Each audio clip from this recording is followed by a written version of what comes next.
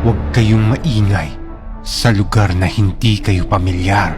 Story time. Sa Camarines Norte ito nangyari at piyesta sa amin nun.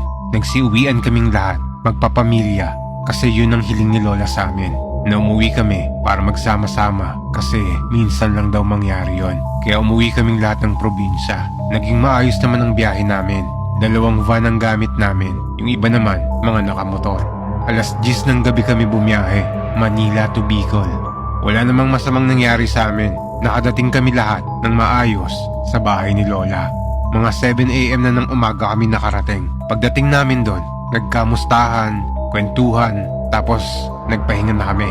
Pagpatak ng alas 3 ng hapon, bumili kami ng alak at pulutan para maiinumin kami mamaya sa handaan. Tapos mga alas 6 ng gabi,